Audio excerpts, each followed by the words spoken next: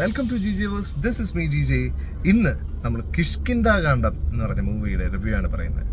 Kishkindha Kandam, a tale of 3 wise monkeys. ഇതാണ് അവർ ആ സിനിമയ്ക്ക് കൊടുത്തിരിക്കുന്ന ടൈറ്റിലും ടാഗ് ലൈനും. അപ്പോൾ ഇത്രയും ഒരു ഒരു വെറൈറ്റി ആയിട്ടുള്ള കിഷ്കിന്ധാകാന്ഡം, അതായത് നമ്മുടെ വാനര പടയുടെ കഥയെല്ലാം പറയുന്ന രാമായണത്തിലെ ഒരു പ്രത്യേക അധ്യായമാണ് കിഷ്കിന്ധാകാന്ഡം. കിഷ്കിന്ധയിലെ കഥകളും എല്ലാം പറയുന്നത്. സോ ആ ഒരു കഥയുടെ ആ ഒരു ടൈറ്റിൽ എന്തുകൊണ്ട് ഈ സിനിമയ്ക്ക് കൊടുക്കുന്നു എന്നുള്ളതിൻ്റെ ആ ഒരു പിന്നിലുള്ള ഉദ്ദേശം സിനിമ കാണുമ്പോഴത്തേക്ക് നമുക്ക് വളരെ വ്യക്തമായിട്ട് കിട്ടുന്നുണ്ട്. വളരെ വളരെ വളരെ ബ്രില്യൻ്റ്ലി റിട്ടൺ ആയിട്ടുള്ള സ്ക്രിപ്റ്റ്. ബാഹുൽ രമേശ് ആണ് ഈ സ്ക്രിപ്റ്റ് എഴുതിയിരിക്കുന്നത്. മാൻ, എ ബിഗ് സല്യൂട്ട് യു. കാരണം എന്ന് വെച്ച് കഴിഞ്ഞാൽ ഇത്രയും മനോഹരമായി ഈ സ്ക്രിപ്റ്റ് എഴുതി അതിനെ ആ ഒരു പ്രാപ്തിയിലേക്ക്, അതിനൊരു ഫലപ്രാപ്തിയിലേക്ക് എത്തിക്കാൻ പറ്റിയിരിക്കുന്നതെന്ന് പറഞ്ഞു കഴിഞ്ഞാൽ, സത്യം പറഞ്ഞാൽ ആസിഫ് അലിയുടെ ഈ അടുത്ത കാലത്ത് ഇറങ്ങിയ ചിത്രങ്ങളിൽ ഏറ്റവും മികച്ചതെന്ന് ഉറപ്പിച്ച് പറയാൻ പറ്റുന്ന, അല്ലെങ്കിൽ ഏറ്റവും നല്ല സിനിമ, നമുക്ക് ഏറ്റവും അധികം ആസ്വദിച്ച് കാണാൻ പറ്റുന്ന സിനിമ എന്ന് ഉറപ്പിച്ച് പറയാൻ പറ്റുന്ന ഒരു സിനിമയാണ് നമ്മുടെ കിഷ്കിന്ധാകാന്ഡം. സോ ദിനേശ് തയ്യത്താൻ ആണ് ഈ സിനിമ ഡയറക്റ്റ് ചെയ്തിരിക്കുന്നത്. അദ്ദേഹത്തിന്റെ ഡയറക്ഷനും ഈ നമ്മുടെ കഥയും, ഈ രണ്ട് കാര്യങ്ങൾ, ബാഹുൽ രമേശിന്റെ കഥയും ഡയറക്ഷനും കൂടെ ദിനേശത്തിന്റെ ഡയറക്ഷനും കൂടിയിട്ടാണ് ഈ സിനിമയെ വളരെ സപ്പോർട്ട് ചെയ്ത് നിർത്തുന്നത്. Like we can say like അവരാണ് ഈ സിനിമയുടെ സ്കെൽട്ടൺ ഉണ്ടാക്കിയത് നമുക്ക് പറയാം. അതിന് ഫ്ലഷ് കൊണ്ടുവന്നിരിക്കുന്നത്, ഫ്ലഷും അതിനൊരു ലൈഫും കൊണ്ടുവന്നിരിക്കുന്നത്, പെർഫോം ചെയ്തിരിക്കുന്ന ആസിഫ് അലി, വിജയരാഘവൻ, അപർണ, ഇവർ 3 പേരുമാണ് ഈ സിനിമയുടെ സെൻട്രൽ ക്യാരക്ടേഴ്സ്. പിന്നീട് അശോകൻ, ജഗദീഷ് തുടങ്ങിയ ബാക്കി ആക്ടേഴ്സും വരുന്നുണ്ട്. ബട്ട് നമുക്ക് ഈ 3 പേരിലാണ് കോൺസെൻട്രേറ്റ് ചെയ്ത് വരുന്നത്. ടെയിൽ ഓഫ് 3 വൈസ് monkeys എന്ന് പറയുമ്പോൾ നമ്മൾ ഒരിക്കലും ഈ 3 പേരെയാണ് വൈസ് monkeys ആയിട്ട് റെപ്രസെന്റ് ചെയ്യുന്നത്. അത് നമുക്ക് സിനിമ കാണുമ്പോഴാണ് അതിന്റെ ഒരു ക്ലാരിറ്റി വരുന്നത്. എന്തായാലും ഞാൻ ഇതിലെ ജസ്റ്റ് ഒരു ബേസിക് സാധനം പറഞ്ഞു പോകാം. ഈ സിനിമ സർക്കിൾ ചെയ്യുന്നത്, അല്ലെങ്കിൽ ഇത് സറൗണ്ട് ചെയ്യുന്നത് ഈ 3 ക്യാരക്ടേഴ്സ് ആണെന്ന് പറഞ്ഞല്ലോ.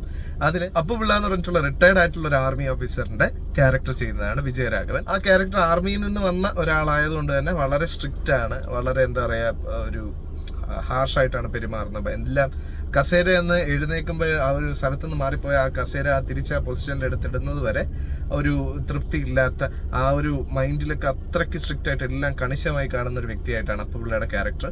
അത് വിജയരാഘവൻ വളരെ മനോഹരമായിട്ട് പ്ലേ ചെയ്തിട്ടുണ്ട്. ഒരുപാട് മിക്സഡ് ഇമോഷൻസ് വന്നു പോകുന്ന ഒരു ക്യാരക്ടറാണ്. അത് പിന്നീട് റിവീലായി വരുമ്പോഴൊക്കെ വിജയരാഘവൻ ആ പെർഫോമൻസ് സൂപ്പർവായിട്ട് ചെയ്തിട്ടുണ്ട്. ഈ ഇടയ്ക്ക് ഒരു ഇന്റർവ്യൂവിൽ ചോദിച്ചിരുന്നു, വളരെ ലേറ്റ് ആയിട്ടാണല്ലോ അവാർഡ് കിട്ടിയതെന്ന്. അപ്പോൾ അദ്ദേഹത്തിന് ശരിക്കും അവാർഡ് എന്ന് പറയുന്നത്, അദ്ദേഹം പറഞ്ഞ പോലെ പ്രേക്ഷകൻ ഇത്രയും നാളും അദ്ദേഹത്തെ സിനിമയിൽ നിർത്തി എന്നുള്ളതാണ്. ഇപ്പോൾ അദ്ദേഹത്തിന് കിട്ടുന്ന വേഷങ്ങളൊക്കെ അദ്ദേഹം വളരെ ബ്രില്യൻ്റ് ആയിട്ടാണ് ചെയ്യുന്നത്. നമ്മുടെ പൂക്കാലം എന്ന് പറഞ്ഞ സിനിമയൊക്കെ നമ്മൾ കണ്ടതാണ്. സോ അതൊക്കെ പോലെ ഇതൊരു വളരെ വെറൈറ്റി ആയിട്ട്, ഇത്തരം ഒരു ക്യാരക്ടർ ഇതിനു മുമ്പ് അദ്ദേഹം പ്ലേ ചെയ്തിട്ടില്ല.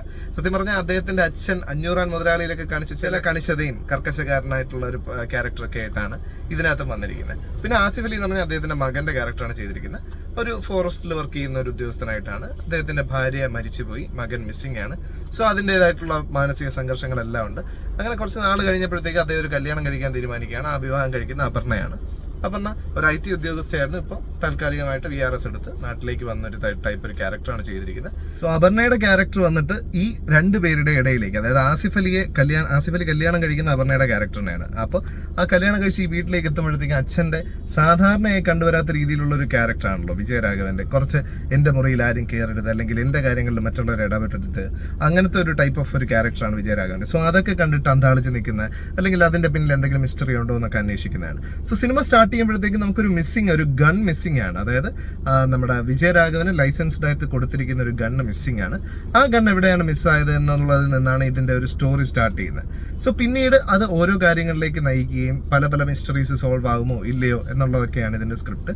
വെൽ റിട്ടൺ സ്ക്രിപ്റ്റിനെ വളരെ ബ്യൂട്ടിഫുൾ ആയിട്ട് ഡയറക്ട് ചെയ്ത് അതിലും മനോഹരമായി പെർഫോം ചെയ്ത ആക്ടേഴ്സ് നമുക്ക് മുന്നിലേക്ക് ഡെലിവർ ചെയ്യുന്ന ഒരു കിടിലം സിനിമയാണ്. ഇത് മസ്റ്റ് വാച്ച് ഇൻ തിയേറ്റേഴ്സ് ആണ്. കാരണം ഇതിന്റെ മ്യൂസിക് ചെയ്തിരിക്കുന്ന മുജീബ് എന്ന് പറഞ്ഞൊരു വ്യക്തിയാണ്. അപ്പൊ അദ്ദേഹം ചെയ്തിരിക്കുന്ന ഈ മ്യൂസിക് ശരിക്കും പറഞ്ഞു കഴിഞ്ഞാൽ ഇന്റർസ്റ്റെല്ലാറിനെയൊക്കെ ഓർമ്മിപ്പിക്കുന്ന തരത്തിലുള്ള ഒരു BGM ആണ്.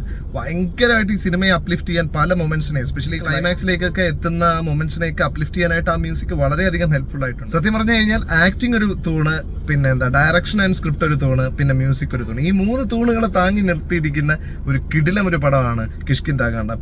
എല്ലാവർക്കും, കാണുന്ന എല്ലാവർക്കും ഒരു നിമിഷമെങ്കിലും അച്ഛനോടും അമ്മയോടും ഒക്കെ ഉള്ള ഒരു സ്നേഹത്തിനെ ഒന്ന് റിഫ്രഷ് ചെയ്തെടുക്കാൻ, അല്ലെങ്കിൽ അച്ഛനും അമ്മയും നഷ്ടപ്പെട്ടവരാണെങ്കിൽ അതൊക്കെ ഒന്ന് ഓർത്തെടുക്കാനൊക്കെ സാധിക്കുന്ന, അല്ലെങ്കിൽ അത്തരം ഒരു മൊമെന്റ്സ് ഒക്കെ നമ്മുടെ മനസ്സിലേക്ക് കൊണ്ടുവരുന്ന അത്രയ്ക്ക് ഒരു ഇമ്പാക്ട്ഫുൾ ആയിട്ടുള്ള ഒരു മൂവിയാണ്. കിടിലം ട്വിസ്റ്റുകളും ടേൺസും ഒക്കെ ഉണ്ട്. കുറച്ച് സ്ലോ പേസ്ഡ് ആണ് മൂവി. ഒബ്വിയസ്ലി ആ സ്ലോ പേസ്ഡ് ആയതുകൊണ്ടുള്ള കുറച്ച് ലാഗ് ഉണ്ട്. അതൊന്നും ഒഴിച്ച് നിർത്തി കഴിഞ്ഞാൽ സിനിമ സൂപ്പറാണ്, നിങ്ങൾക്ക് എല്ലാവർക്കും ഇഷ്ടപ്പെടും. ഇതിനെക്കുറിച്ച് കൂടുതൽ ഞാൻ റിവീൽ ചെയ്യുന്നില്ല, കാരണം എന്ന് വെച്ച് കഴിഞ്ഞാൽ ചിലപ്പോൾ ഒരുപക്ഷെ അത് സ്പോയിലേഴ്സ് ഒക്കെ ആയിപ്പോവും. സോ എനിവേസ് എല്ലാവരും പറ്റുന്നവരല്ല ഈ സിനിമ ഒന്ന് കണ്ടു നോക്കുക. കിടിലൻ പടമാണ്. ഞാൻ ഇതിന് പേഴ്സണലി കൊടുക്കുന്ന റേറ്റിംഗ് 4/5 ആണ്. കാരണം എന്ന് വെച്ച് കഴിഞ്ഞാൽ അത്രയ്ക്ക് ബ്രില്യൻലി മെയ്ഡ് ആയിട്ടുള്ള ഒരു സിനിമയാണ്. ഇതിന്റെ ലാഗ് എന്നുള്ളൊരു ഫാക്ടർ കൊണ്ട് മാത്രമാണ് അതിലൊരു നമുക്ക് എന്താ പറയുക ഒരു ചെറിയൊരു മനസ്സ് മടുത്ത് തോന്നുന്നത്. അല്ലാതെ ഒഴിച്ചു നിർത്തി കഴിഞ്ഞാൽ കിടിലൻ ഒരു പടമാണ്. അനാവശ്യമായിട്ടുള്ള ഒരു രംഗം പോലും ഉൾപ്പെടുത്തിയിട്ടില്ല. പിന്നെ ലൊക്കേഷൻ, ആർട്ട് വർക്ക് എല്ലാം കൊണ്ടും കിടിലം സിനിമ. എല്ലാവരും ഒന്ന് തിയേറ്ററിൽ പോയി പറ്റുമെങ്കിൽ കണ്ടു നോക്കുക. നിങ്ങളുടെ അഭിപ്രായങ്ങൾ എൻ്റെ കമന്റ് ബോക്സിൽ രേഖപ്പെടുത്തുക. വീഡിയോ ഇഷ്ടമായെങ്കിൽ ലൈക്ക് ചെയ്യുക, ഫ്രണ്ട്സിനും ഫാമിലിക്കും എല്ലാവർക്കും ഷെയർ ചെയ്യുക. GJ Bus എന്ന് പറഞ്ഞ എൻ്റെ ഈ ചാനൽ ഒന്ന് സബ്സ്ക്രൈബ് ചെയ്യുക. മറ്റു വീഡിയോ കാണാം. അതുവരെയും it's me GJ signing off. By.